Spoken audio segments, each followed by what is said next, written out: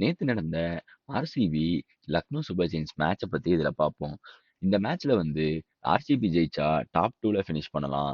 லக்னோக்கு வந்து tournament over. கடைசி match ஜெயிச்சுட்டு போனா பரவால்ல அப்படின்னு ஆடுனாங்க.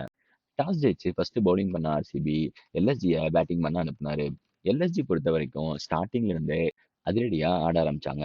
முக்கியமா ஃபர்ஸ்ட் விக்கெட் விழுந்ததுக்கு அப்புறம் ரிஷப் பண்டே நம்பர் 3 வந்து ரொம்ப அதிரடியா ஆடினாரு. எப்பவுமே மார்ஷ் தான் வந்து அவங்க டீமுக்கு செம்ம ஃபாஸ்ட்டா ஸ்டார்ட் பண்ணுவாரு. ஆனா இந்த டைம் ரிஷப் பண்ட் வந்து கடைசி மேட்ச் எந்த பிரஷரும் இல்லாம ரொம்ப ரிலாக்ஸா ஆடினாரு.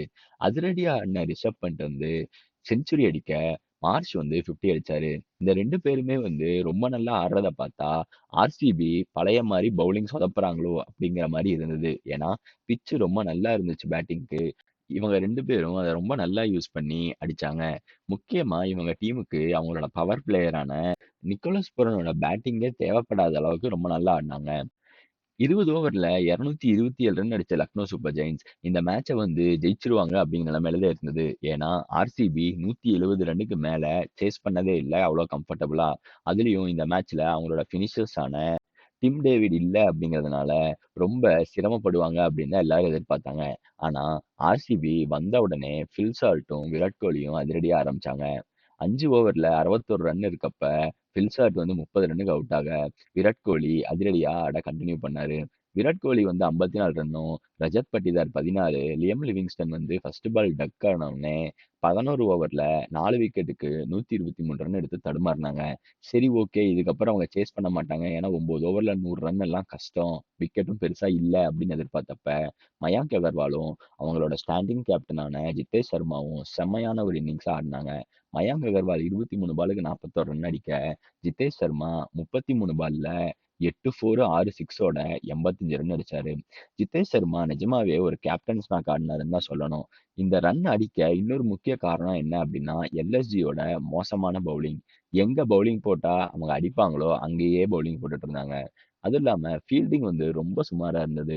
இந்த மாரி ஃபீல்டிங் பண்ணா, இந்த டீம் எல்லாமே வந்து ஐபிஎல் ஸ்டாண்டர்டுக்குலாம் ஆட முடியாது.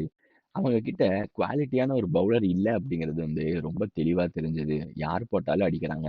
முக்கியமா ஒரு ஃபாஸ்ட் பவுலரான வில் ஊரோர்கி அப்படிங்கிற ஒரு பவுலர் வந்து 4 ஓவருக்கு 70 ரன் குடுத்தாரு. அவர வந்து இவ்வளவுதான் அவ்வளவுதான்னு இல்ல, மோசமா அடிச்சாங்க.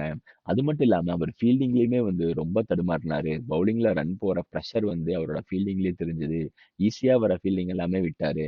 அதனால கடைசியா 18.4 ஓவர்ல 230 ரன் அடிச்சு ஆர்சிபி பயங்கரமான ஒரு சேஸ் பண்ணாங்க.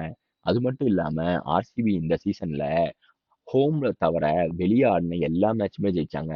எந்தெந்த ஊருக்கெல்லாம் போய் டிராவல் பண்ணி எந்தெந்த டீம் கூடலாம் ஆடுனாங்களோ, எல்லா டீம் கூடயுமே அவங்க வந்து ஜெயிச்சிருக்காங்க இந்த வருஷம். இது வந்து ஒரு ஐபிஎல் ரெக்கார்டு தான். யாருமே இந்த மாரி ஜெயிச்சதில்ல. இந்த வெற்றி மூலம் ஆர்சிபி வந்து குவாலிஃபயர் 1ல பஞ்சாப் கூட ஆடப் போறாங்க.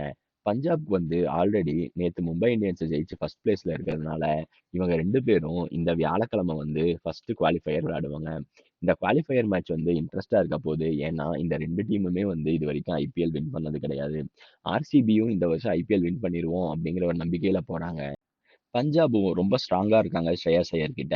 இந்த 2 டீம் கிட்டயும் டிஃபரன்ஸ் என்னன்னு பார்த்தா, ஸ்ரேயாஸ் ஐயர் கிட்ட ஒரு நல்ல கேப்டன்சி இருக்கு. இவங்க கிட்ட அது இல்ல. ஆனா இவங்க கிட்ட ஒரு நல்ல பேட்டிங் இருக்கு. ஹேசல்வுட் வந்தா ஸ்ட்ராங் ஆயிரும் இந்த டீமோட பவுலிங்கும். பார்ப்போம் இந்த டீம் வந்து எப்படி ஆடுறாங்க? என்ன ஆகப்போகுது? அப்படிங்கிறது எல்லாமே வியாழக்கிழமை தெரிஞ்சிரும். ஆர்சிபியோட ஈசாலா கப் நம்தேன்னு சொல்லிட்டு இருப்பாங்களே, இந்த வருஷம் தான் அந்த ஈசாலாவா? இல்ல பஞ்சாப் வந்து அவங்களோட ஃபர்ஸ்ட்ட வந்து ஜெயிக்கிறாங்களா? இல்ல குஜராத் டைட்டன்ஸ் வந்து அவங்களோட 2வது ஐபிஎல் கப்ப ஜெயிக்க ட்ரை பண்றாங்களா? இல்ல எலிமினேட்டர் ஆடப் போற மும்பை இந்தியன்ஸ், இல்ல நாங்க 3 மேட்சும் ஜெயிச்சு வந்து கப் அடிப்போம் அப்படின்னு பார்க்குறாங்களா? அப்படிங்கிறதெல்லாம் போக போக தெரியும். இந்த டோர்னமெண்ட் வந்து எப்படி அன்ஃபோல்ட் ஆகுது அப்படிங்கிறதெல்லாம் பார்க்கலாம். Thank you.